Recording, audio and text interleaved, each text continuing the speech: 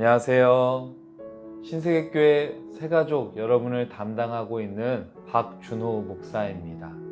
오늘은 온라인 새가족 성경 공부 4번째 시간으로 우리 제4과 성경과 교회 생활에 대해서 살펴보도록 하겠습니다. 현장에서 만났을 경우에는 총 5주 동안 이 4과를 성경 그리고 교회 생활 이렇게 두 부분에 나눠서 공부를 진행하는데요.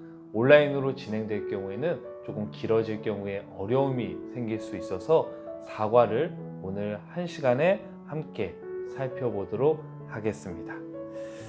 먼저 여러분은 성경 하면 어떤 이미지가 떠오르시나요? 성경은 어떤 사람에게는 그저 오래된 고전과 같은 책으로 느껴질 수도 있고요. 또 어떤 사람에게는 논어나 불경과 같은 경전으로 느끼는 분들도 있습니다. 그리고 어떤 사람에게는 자신의 삶의 모든 것이 담긴 신앙 고백으로 느껴질 것이죠. 이렇게 다양하게 성경은 사람들에게 그런 느낌으로 다가오고 있습니다. 그래서 오늘은 이 성경이 과연 어떤 책인지 한번 생각해 보는 시간을 갖도록 하겠습니다. 먼저 짤막한 영상을 보고 시작할 텐데요. 낡은 성경책 한 권이라는 짤막한 이야기입니다. 이 영상을 보고 계속해서 이어나가겠습니다. 그럼 보실까요?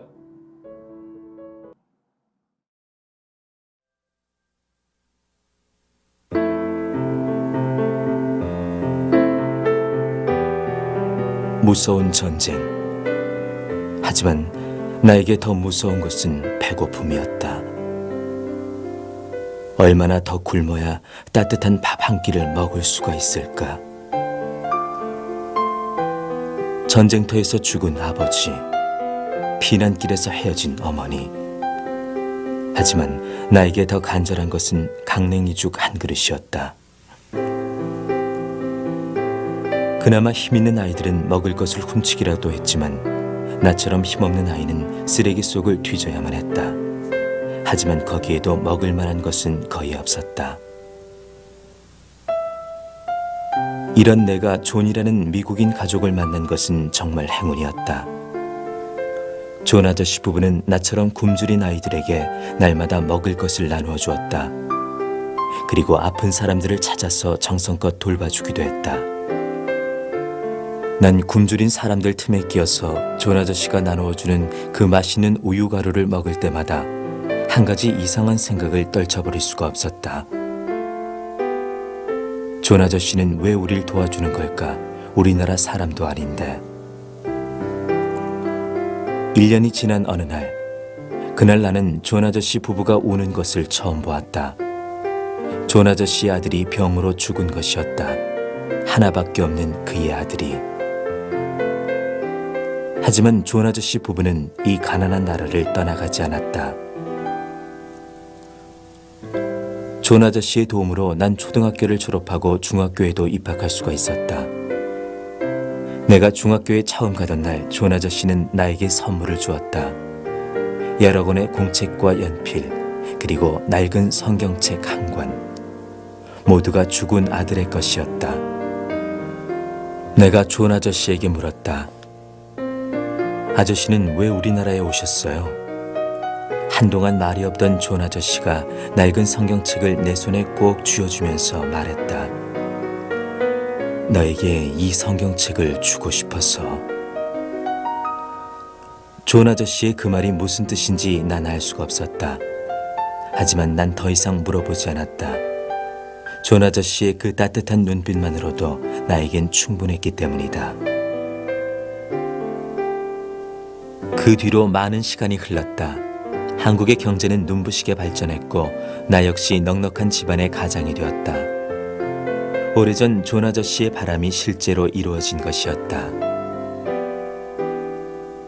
내가 먼 옛날을 떠올리는 동안 아들 녀석은 자기가 아끼던 장난감을, 아내는 옷 한 벌과 운동화 한 켤레를 선물 상자에 넣었다. 몇 년 전부터 우리 가족이 후원하고 있는 필리핀 소녀 마리샤에게 보낼 선물이었다. 나도 선물 하나를 그 상자에 넣었다. 아빠, 그건 아빠가 가장 아끼던 거잖아요. 아들 녀석이 눈을 동그랗게 뜨고 나에게 물었다. 그래, 이건 마리샤에게 주려고 아껴두었던 거야. 그동안 나에게 큰 힘이 되어주었던 존 아저씨의 낡은 성경책 한 권. 순간 이런 생각이 들었다. 어쩌면 존 아저씨는 마리샤라는 소녀에게 이 성경책을 주기 위해서 나에게 오셨던 건지도 모른다고.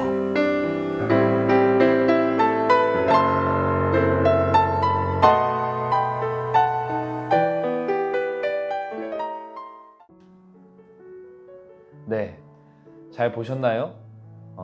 영상 마지막에 이렇게 나와 있죠. 책 한 권에 생명을 바칠 수 있는 이유는 그 책에서 새 생명을 받았기 때문입니다 라고 나옵니다. 역사 속에서 책 한 권 때문에 이렇게 많은 사람들이 생명을 잃었던 경우는 없습니다. 그것도 자기를 위해서가 아니라 앞에 이야기에 나왔던 존 아저씨처럼 남에게 전해주기 위해서 자신의 삶을, 자신의 생명을 바치는 경우는 정말 성경이 유일무이한 것 같습니다. 지금도 세상에는요, 존 아저씨와 같은 수많은 사람들이 자신의 삶뿐만 아니라 자신의 가족의 삶까지 희생하며 낯선 사람들에게 이 말씀, 성경을 전하고 있습니다. 왜 그럴까요? 이 질문에 대한 답은요, 의외로 간단합니다. 바로 그럴 만한 가치가 있기 때문이죠. 그들이 성경에 생명을 바칠 수 있는 이유는 그 성경을 통해 새 생명을 받았기 때문입니다. 너무나 놀라운 일이죠. 이처럼 성경은 놀라운 책입니다.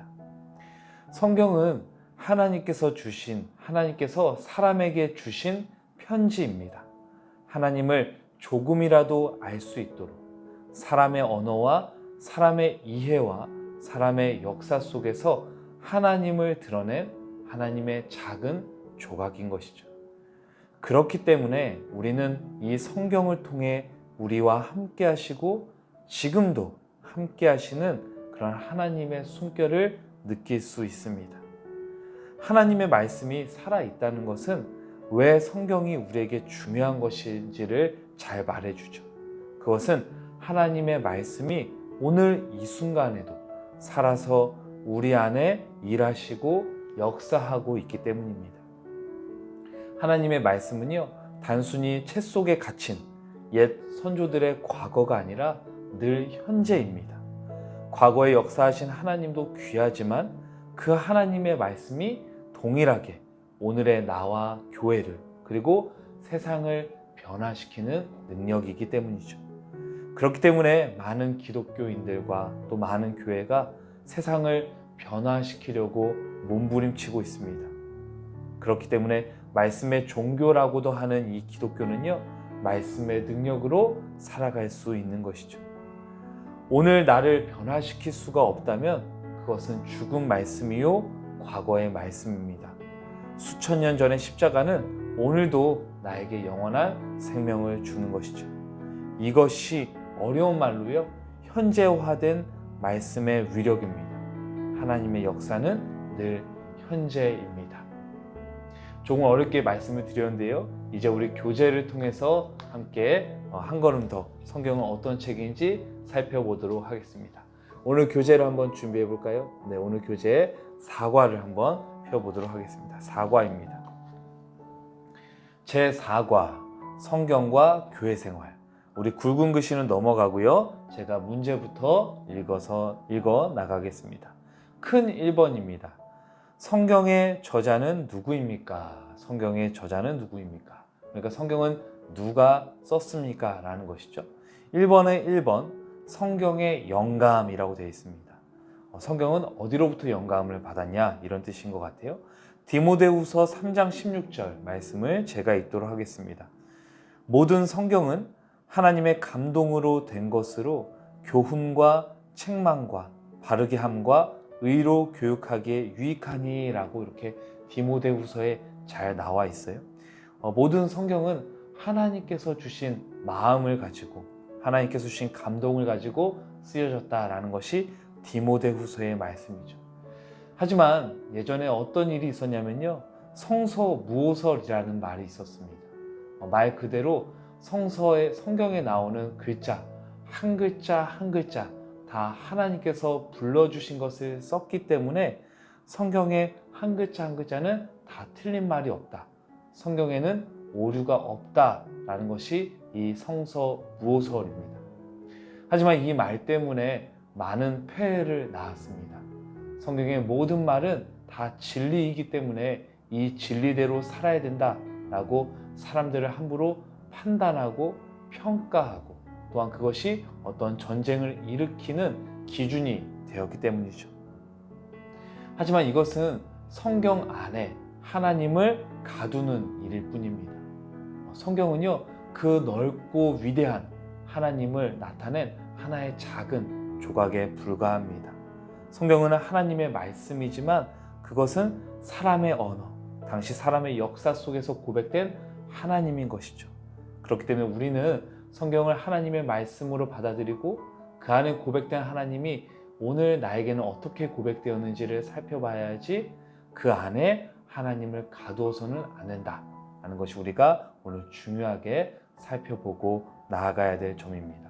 고린도후서 4장 7절 말씀을 보면요, 성경에 대해서 멋진 별명을 지어준 것이 있어요. 바로 질그릇에 담긴 보배라고 성경에 대한 별명을 지어준 것이죠. 너무나 완벽한 그 하나님의 진리가 허물 많고 재앙 많은 사람들에 의해서 보존되고 기록된 그 은혜의 책이 바로 질그릇에 담긴 보배, 바로 이 성경이 아닌가 싶습니다. 이렇게 성경을 통해서 은혜를 받지만 성경 안에 하나님을 가두지 않고 성경과 우리 역사 속에서 또한 이 세상 만물 모든 사건들을 통해서 나타나시는 하나님의 그 놀라운 역사를 조금씩 발견해 나가고 고백해 나가는 저와 여러분이 되길 간절히 소망합니다. 우리 두 번째로 한번 볼까요? 두 번째 이어서도 중요한 부분이죠. 성경의 해석. 그렇다면 성경을 어떻게 해석해야 될까라는 그런 질문이죠. 성경은요, 그렇기 때문에 그 시대의 역사적인 배경, 그리고 그 성경이 쓰여졌던 원어, 그리고 당시의 시대적인 상황이나 문화, 이런 것들을 입체적으로 살펴봐야만 성경이 현실감 있게 우리의 삶에 다가오게 됩니다. 예를 들어 그 신약 성경에 보면 예수님께서 사람들에게 자주 비유를 드신 것 중에 양에 대한 비유가 있잖아요. 이 왜 양에 대한 비유가 많이 있냐면 당시 그 예수님의 말씀을 들었던 사람들에게 굉장히 친숙한 문화가 양을 키우는 문화였기 때문입니다. 우리에게 예를 들어 벼농사를 하는 것이 조금 익숙한 문화라면 당시 사람들에게는 이 양을 키우는 문화가 굉장히 친숙한 문화였죠. 그렇기 때문에 예수님께서는 당시 자신의 이야기를 들었던 그 사람들에게 친숙했던 문화, 그 양에 대한 이야기를 비유로 들어서 자신의 복음을, 예수님의 복음, 하나님 나라의 그 복음을 전달하셨음을 우리가 알 수 있습니다. 이처럼 당시의 시대적인 상황이나 문화 등을 우리가 조금 더 공부하고 성경을 읽고 해석한다면 그 말씀이 오늘날 우리에게 더욱더 현실감 있게 다가오게 되는 것이죠. 이처럼 성경은 당시의 상황과 시대적인 문화와 어떤 배경, 원어 등을 입체적으로 함께 살펴보면서 해석해야 된다는 것이 오늘 두 번째 문제에 대한 답입니다. 우리 그러면 이제 큰 2번으로 한번 넘어가 보도록 하겠습니다. 큰 2번 너무나 중요한 질문인데요. 신구약 성경의 주제는 무엇이며 이 두 성경의 차이점은 무엇입니까? 라고 되어 있습니다. 히브리서 1장 1절에서 2절 말씀에 보면 이렇게 나와 있어요. 옛적에 선지자들을 통하여 여러 부분과 여러 모양으로 우리 조상들에게 말씀하신 하나님이 이 모든 날 마지막에는 누구를 통하여? 아들을 통하여 우리에게 말씀하셨으니 이 아들을 만유의 상속자로 세우시고 또 그로 말미암아 모든 세계를 지으셨느니라 라고 되어 있습니다. 그러니까 지금 구약과 신약에 대해서 히브리서는 이렇게 말하고 있는 것이죠. 구약의 주제는 무엇일까요? 바로 구약의 주제는 하나님의 역사입니다.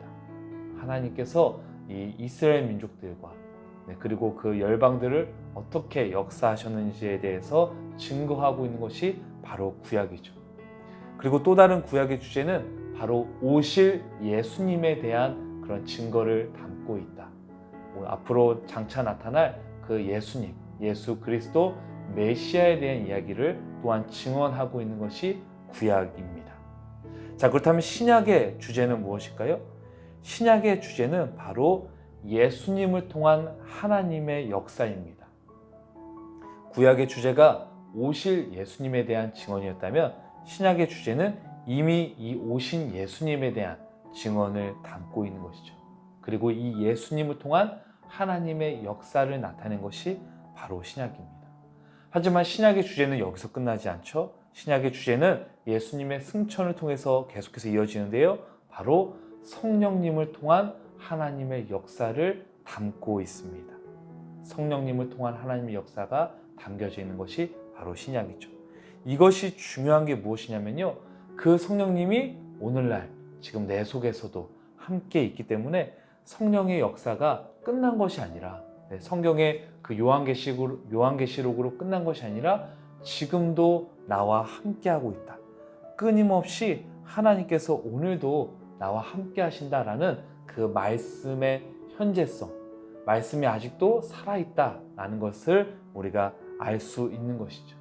그렇기 때문에 신약 성경은 끝난 것이 아니라 지금도 여러분들의 삶 속에서 하나님의 역사하심을 통해서 성령님의 함께 하심을 통해서 지금도 계속 쓰여지고 있음을 우리가 고백할 수 있습니다. 다시 한번 정리하자면 구약은 하나님의 역사, 신약은 예수님을 통한 그리고 성령님을 통한 하나님의 역사라고 우리가 알아볼 수 있겠죠. 세 번째 질문입니다. 하나님께서 성경을 우리에게 주신 목적이 무엇입니까? 라는 질문이에요. 그렇다면 이토록 놀라운 이 성경을 왜 하나님께서 우리에게 주셨을까요? 바로 첫 번째, 구원입니다. 우리에게 주신 목적은 구원인 것이죠. 요한복음 20장 31절 말씀에 이렇게 나와 있어요. 오직 이것을 기록함은 너희로 예수께서 하나님의 아들 그리스도이심을 믿게 하려 함이요 또 너희로 믿고 그 이름을 힘입어 생명을 얻게 하려 함이라 라고 되어 있습니다. 구원의 첫 번째 목적은 예수를 믿게 하는 것, 그리고 두 번째 목적은 생명을 얻게 하는 것입니다. 왜 그럴까요? 바로 이 땅 가운데서 하나님 나라의 백성으로 살게 하기 위해서 이 성경을 주신 것이죠. 성경을 바라보고 그냥 그것으로 끝나는 것이 아니라 그 말씀을 통해서 내가 이 땅 가운데에서도 하나님의 나라의 백성으로 어떻게 하면 잘 살 수 있을까? 성경에 나오는 이 수많은 인물들이 어떻게 살아갔는가를 점검함으로 인해서 나도 이 땅 가운데서 살아갈 수 있는 것이죠. 그렇기 때문에 구원받았다라는 것은 내 마음의 어떤 영접함, 그리고 내 마음의 고백으로 끝나는 것이 아니라 이 땅 가운데서 구원받은 자로서 온전히 살아가는 것이 가장 큰 목적임을 우리는 잊지 말아야 됩니다. 하나님께서는 그것을 위해서 이 성경을 주신 것이죠. 두 번째, 하나님께서 성경을 우리에게 주신 목적이 무엇입니까? 두 번째는 신앙생활의 지침입니다. 디모데후서 3장 16절에서 17절 말씀 이렇게 나와 있죠. 모든 성경은 하나님의 감동으로 된 것으로 교훈과 책망과 바르게 함과 의로 교육하기에 유익하니 이는 하나님의 사람으로 온전하게 하며 모든 선한 일을 행할 능력을 갖추게 하려 함이라 라고 되어 있습니다. 성경의 기능은요, 교훈, 책망, 그리고 바르게 함과 의로 교육함입니다. 이것은 바로 무엇을 나타내느냐? 바로 온전한 하나님의 사람, 그 사람으로 살게 하기 위해서 어떻게 하면 신앙생활을 제대로 살아갈 수 있게 하기 위해서 하나님께서 우리에게 지침으로 알려주신 것이 바로 이 성경을 주신 목적인 것이죠. 그렇기 때문에 우리는 이 성경 말씀 통해서 하나님의 사람으로 온전히 살아갈 수 있게 되는 것입니다. 자, 그렇다면 우리 교회 생활에 대해서 한번 이제 살펴보도록 하겠습니다. 제가 굵은 글씨를 한번 읽어 나갈게요. 한 사람이 예수를 믿으면 그 시간부터 세상을 떠날 때까지 교회와 끊을 수 없는 관계를 맺게 됩니다. 왜냐하면 하나님의 자녀에게 교회란 바로 신앙의 어머니이며 요람이기 때문이죠. 마치 어머니의 품을 떠난 갓난아이가 살아남을 수 없는 것과 같이 우리 성도는요, 교회를 떠나서는 건전한 신앙생활을 유지할 수가 없습니다. 세상의 교회가 비록 완전하지 못해서 때로는 통탄할 만한 일이 뉴스를 통해서도 전해지지만 그것이 교회의 존재 의미를 무너뜨릴 수는 없습니다. 우리가 교회를 긍정하든 부정하든 상관없이 신앙생활을 시작한 이상 우리는 교회 안에 있는 사람들이며 또 하나님은 이 교회를 통해 일하고 계십니다. 왜냐하면요, 교회는 예수 그리스도의 몸이요 우리는 그의 몸에 접붙여진 지체이기 때문이죠. 그러므로 교회가 무엇인지를 올바르게 이해한 사람은요, 교회란 바로 우리의 삶의 현장이며 또 생활 영역의 중심이라는 사실을 감사하게 받아들일 수 있습니다. 자, 그렇다면 우리 성경 말씀을 통해서 교회란 어떤 것인지 함께 살펴보도록 하겠습니다. 자, 네 번째 질문입니다. 4번, 교회를 누가 세우셨습니까? 4번에 1번에 보면 마태복음 16장 18절 말씀이 나와 있는데요. 또 내가 내게 이르노니 너는 베드로라. 내가 이 반석 위에 내 교회를 세우리니 음부의 권세가 이기지 못하리라 라고 나와 있습니다. 어느 날 예수님께서 제자들을 불러 모으시고 제자들에게 이렇게 질문하셨어요. 여러분, 사람들이 나를 뭐라고 부르고 있습니까? 사람들이 나를 어떻게 평가합니까? 라는 질문이었죠. 이에 제자들은 예수님의 질문에 대해 예수님, 사람들이 예수님을 어떤 구약의 선지자, 엘리야와 같은 선지자 그렇게 말을 하고 있는데요. 그러니까 예수님께서요, 옆에 있던 그 베드로를 그윽히 쳐다보시면서 이렇게 물어보셨죠. 베드로, 그렇다면 당신은 나를 무엇이라고 생각합니까? 라고 물어봤습니다. 이때 베드로가 했던 고백이 바로 유명한 그 고백이죠. 주는 그리스도시요 살아계신 하나님의 아들입니다 라는 고백입니다. 바로 예수님 당신을 통해서 하나님이 살아 역사하고 계십니다. 당신이 바로 구원자, 우리가 그렇게 기다리고 기다렸던 메시아 구원자입니다 라는 고백이었죠. 베드로가 이런 고백을 하자 예수님께서 말씀해 주신 것이 바로 이와 같은 말씀이었습니다. 베드로라, 내가 이 반석 위에 내 교회를 세우겠다라는 그런 말씀이었죠. 하지만 이 말씀은요, 베드로에게 교회를 맡기고 교회를 주시겠다는 뜻이라기보다는 베드로처럼 이런 정확한 신앙 고백이 위해 베드로와 같은 신앙 고백을 하는 누구에게나 이 교회를 세우겠다라는 뜻입니다. 그렇기 때문에 우리 또 성도님께서 예수님이 이렇게 진정으로 고백했을 때 바로 성도님 자체가, 성도님 한 사람 한 사람이 교회가 되는 것이죠. 그렇기 때문에 우리의 고백은 이렇게 되어야 됩니다. 건물로서의 교회도 중요하지만 보이지 않는 교회, 바로 나 스스로도 교회이고 또 교회 한 사람 한 사람, 성도 한 사람 한 사람 모인 이 공간 자체도, 이 공동체도 교회이다 라는 고백이 매우 중요한 것이죠. 자, 두 번째를 보겠습니다. 에베소서 2장 20절 말씀인 것이죠. 너희는 사도들과 선지자들의 터 위에 세우심을 입은 자라. 그리스도 예수께서 친히 모퉁이 돌이 되셨느니라 라고 되어 있습니다. 모퉁이 돌은요, 건물의 기초를 튼튼히 하기 위해 괴는 돌입니다. 그러니까 이쪽 벽과 이쪽 벽을 세울 때 이 아래에 괴는 돌, 그러니까 가로와 세로의 이 벽을 세워 나갈 때 처음 괴는 그 돌이 바로 모퉁이 돌인 것이죠. 그러니까 한마디로 예수님께서 모퉁이 돌이 되셨다라는 것은 바로 예수님이 교회의 주춧돌이다라는 뜻으로 예수님을 나타내는 말입니다. 그 예수님을 모퉁이돌 삼아 성도 한 사람 한 사람은 바로 교회를 세워나가는 벽돌들인 것이죠. 그렇기 때문에 모두가 귀한 존재들입니다. 모두가 교회를 이루는 존재들인 것이죠. 바로 예수님을 머리로 한 그 나머지는 벽돌인 존재들이기 때문에 한 사람 한 사람 어느 누구도 중요하지 않는 사람이 없다라는 것을 이 말씀을 통해 우리는 살펴볼 수 있습니다. 중요한 것은 바로 교회의 주인은 내가 아니라 예수님인 것이죠.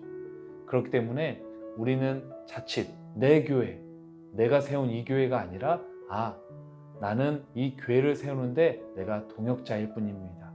이 교회의 주인은 바로 예수님입니다. 라는 이런 고백으로 우리가 교회를 함께 사역하고 읽어나갈 수 있을 것입니다. 자, 세 번째를 볼까요? 4번에 3번입니다. 사도행전 20장 28절 말씀에 이렇게 나와 있는데요. 여러분은 자기를 위하여 또는 온 양떼를 위하여 삼가라. 성령이 그들 가운데 여러분을 감독자로 삼고 하나님이 자기 피로 사신 교회를 보살피게 하셨느니라 라고 나와 있습니다. 우리는요, 거울과 같은 반사판 같은 그런 존재로 빛의 근원이신 예수님을 이 세상 속에 반사하게 만드는 그런 거울과 같은 반사판과 같은 그런 존재입니다. 그렇기 때문에 우리는 나의 이 거울, 이 반사판과 같은 이 역할을 위해서 깨끗하게 닦아내 예수님의 그 빛을 더 잘 전달하기 위해 더 잘 비추게 하기 위해 닦아낼 의무가 있는 것이죠. 그 역할을 우리에게 주셨습니다. 자, 5번째 큰 5번의 질문은 이렇게 나와요. 이처럼 예수님을 믿으면요, 누구든지 자연적으로 교회의 일원이 됩니다. 왜 그렇습니까? 라고 나와 있어요. 이제 너무나 중요한 질문과 답을 우리가 함께 알아보도록 하겠습니다. 예수님을 믿으면요, 누구든지 자연적으로 교회의 성도 한 사람 한 사람이 된대요. 왜 그럴까? 한번 살펴보도록 하겠습니다. 5번에 1번, 예수님과 성도의 관계라고 나와 있는데요. 골로새서 1장 18절 말씀에 이렇게 나와 있네요. 그는 몸인 교회의 머리시라. 그가 근본이시요 죽은 자들 가운데서 먼저 나신 이시니 이는 친히 만물의 으뜸이 되려 하심이요 라고 되어 있습니다. 우리가 교회 신앙생활을 조금 하신 분들이 많이 듣는 그런 말 중에 하나가 그리스도의 몸된 교회라는 그런 말입니다. 바로 우리는요, 그리스도를 머리로 하는 교회인 것이죠. 성도는 각 지체를 의미합니다. 그렇기 때문에 이 머리와 몸이 분리되어서는 살아갈 수 없는 것처럼 우리 성도는 그리스도와 분리되어서는 안 된다는 것을 상징하는 것이 바로 이 말씀인 것이죠. 이 말씀을 또한 잘 나타내고 있는 것이 바로 요한복음 15장 5절 말씀입니다.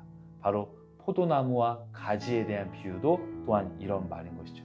가지가 나무를 떠나서는 살아갈 수 없고 열매를 맺을 수 없는 것처럼 우리 예수님과 우리 자신은 이렇게 접붙여져서 머리와 몸이 떨어져 살아갈 수 없듯이 나무와 가지가 떨어지면 안 되듯이 예수님과 늘 이렇게 붙어 있어야 되는 그런 관계를 가지고 있다라는 것이 바로 오늘 골로새서의 말씀 그리고 요한복음의 말씀 통해서 우리는 살펴볼 수 있습니다. 자, 밑에 고린도전서 12장 27절 말씀에도 이렇게 나와요. 너희는 그리스도의 몸이요 지체의 각 부분이라 라고 되어 있습니다. 그러니까 우리가 그리스도의 몸이다. 그리스도는 머리이시고 우리는 몸이 된다. 그렇기 때문에 우리는 서로 떨어져서는 살 수 없다. 예수님과 꼭 붙어서 연결되어 있어야만 우리는 살아갈 수 있다라는 말씀이 고린도전서에도 나오고 있습니다. 자, 그렇다면 우리가 교회에 대해서 예수님과 성도의 관계에 대해서 이제 살펴봤어요. 그렇다면 두 번째는요, 성도와 성도의 관계에 대해서 이제 한번 살펴보도록 하겠습니다.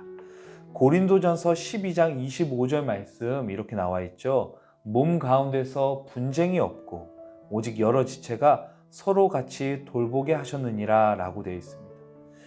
어느 장기, 어느 손가락, 어느 것 하나 소중하지 않는 것이 없어요. 우리가 몸만 봐도요, 각자의 부족한 부분을 서로 돕는 것처럼 각자의 역할로 하나 되는 공동체가 바로 이 교회입니다. 그렇기 때문에 우리가 이 공동체를 어떻게 바라봐야 되냐면요. 성도 한 사람의 기쁨이 우리 모두의 기쁨이 되는 것입니다. 이런 것처럼 성도 한 사람의 아픔, 성도 한 사람의 슬픔은 우리 공동체 모두의 아픔이요 슬픔인 것이죠. 그렇기 때문에 우리가 성도 한 사람의 아픔을 위해서 같이 중보기도 할 수 있고 또 성도 한 사람의 기쁨을 위해서 우리가 함께 웃으면서 축하해 줄 수 있는 것도 바로 이런 관계이기 때문입니다. 한 곳이 아프면 전체가 아픈 것이 바로 우리의 몸이죠. 제가 어렸을 때 조금 이렇게 버릇없게 자라나서 할머니께서 초콜릿을 많이 사주셨거든요. 그렇기 때문에 어렸을 때부터 이 치아가 굉장히 안 좋았어요. 그래서 치통을 많이 앓았어요. 이 치아가 아프면요 정말 아무것도 못할 정도로 온 신경이 다 여기에 가게 되더라고요. 또 우리 손가락 하나가 아파도요 이 손가락의 아픔을 우리가 느낄 때 온 신경이 다 가는 것처럼 우리의 교회도 이렇게 성도 한 사람의 아픔은요 우리 전체의 아픔을 의미합니다. 그렇기 때문에 성도 한 사람 한 사람 서로가 돕고 이해하면서 잘난 사람 못난 사람 없이 서로가 배려해야 하고 서로가 서로를 위해서 기도해야 되는 그런 관계가 바로 우리 공동체의 관계다. 성도와 성도의 관계다라는 것이 성경 말씀에 나오는 것이죠. 자, 그렇다면 우리 6번째 마지막 질문입니다. 이런 교회, 예수님을 머리로 하고 또 우리 성도 한 사람 한 사람은 몸인 서로가 지체로서 연결된 이런 교회가 하는 역할이 있겠죠. 6번째 질문, 교회가 하는 중요한 일은 무엇입니까? 입니다. 마태복음 28장 19절 말씀에 이렇게 나와 있어요. 그러므로 너희는 가서 모든 민족을 제자로 삼아 아버지와 아들과 성령의 이름으로 세례를 베풀고 라는 말씀이 나와 있습니다. 마태복음 28장 이 말씀은요 예수님의 마지막 지상 명령이다 라는 말씀으로 너무나 중요한 성경 말씀으로 우리가 살펴볼 수 있습니다. 예수님께서 하늘로 승천하시기 전에 제자들에게 말씀하셨던 말씀인 것이죠. 이 말씀을 하나하나 한번 찬찬히 살펴보도록 하겠습니다. 우리 단어 하나하나 한번 살펴볼까요? 자, 그러므로 너희는 가서라는 말이 있습니다. 우리 가서에 한번 동그라미 쳐볼게요. 자, 가서 이 말은요 이제 가라라는 의미예요. 왜 예수님께서는 제자들에게 가라라고 했을까요? 바로 움직여라 라는 뜻입니다. 멈춰있지 말고 움직여라는 예수님의 명령인 것이죠. 이 가서라는 단어에는 예수님께서 전하시는 역동성, 움직임이 담겨져 있습니다.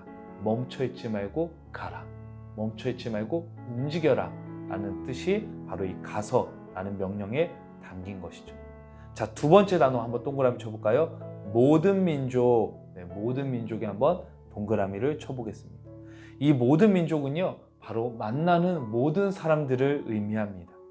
내가 편한 사람, 내가 그동안 내 옆에 있는 그런 만나기 쉽고 전하기 쉬운 그런 편한 사람만이 아니라 만나는 모든 사람들에게 나의 말씀을 전해라 라는 것이 바로 예수님의 명령인 것이죠. 확장성을 나타냅니다.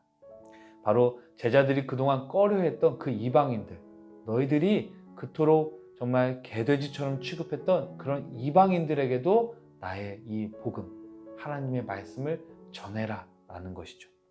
자, 세 번째 단어, 제자로 삼아입니다. 제자로 삼아에 한번 동그라미 쳐볼게요.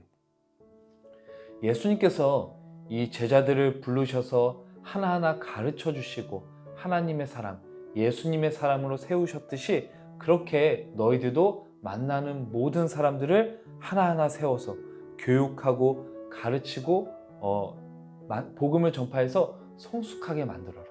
예수님의 사람, 하나님의 사람으로 세워나가라 라는 것이 바로 이 제자로 삼아라는 단어에 담겨진 것이죠. 복음 전파에 대한 내용이 담겨져 있습니다.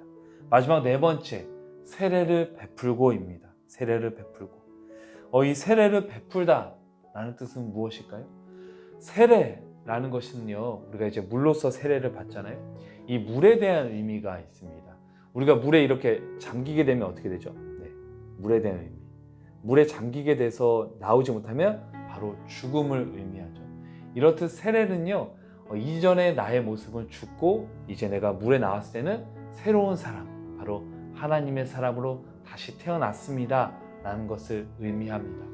하지만 이 세례, 이 구원은요, 내가 무엇을 잘해서 받는 것이 아니라 바로 하나님의 은혜로, 하나님의 사랑으로 값없이 받는 것이죠.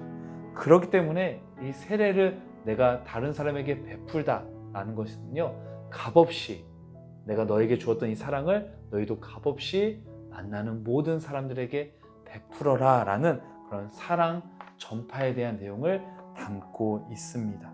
하나님의 이름으로 받은 그 은혜를 너희도 베풀어라 라는 뜻이 여기에 담겨진 것이죠. 그렇기 때문에 우리가 마태복음 28장 19절을 통해 교회가 하는 역할은 뭐다? 모든 민족, 만나는 모든 사람들에게 하나님의 사랑을 전하고 또 하나님의 복음을 전파해서 하나님의 나라를 가르치고 또 하나님의 사람을 세워나가는 것, 이것이 바로 우리 교회가 해야 되는 중요한 역할입니다. 여기까지 우리가 사과의 내용을 함께 살펴봤습니다. 오늘 배운 이 내용을 통해서 한번 진지하게 우리 교회 생활이란 무엇인지, 그리고 교회란 무엇인지 한번 생각해 보고요. 또한 여기서 느낀 것들을 우리 또한 만나는 화상 채팅을 통해서 계속해서 나누도록 하겠습니다. 오늘 이 시간도 너무나 수고 많으셨습니다. 그러면 계속해서 화상 채팅으로 만나 뵙겠습니다. 그럼 안녕히 계세요.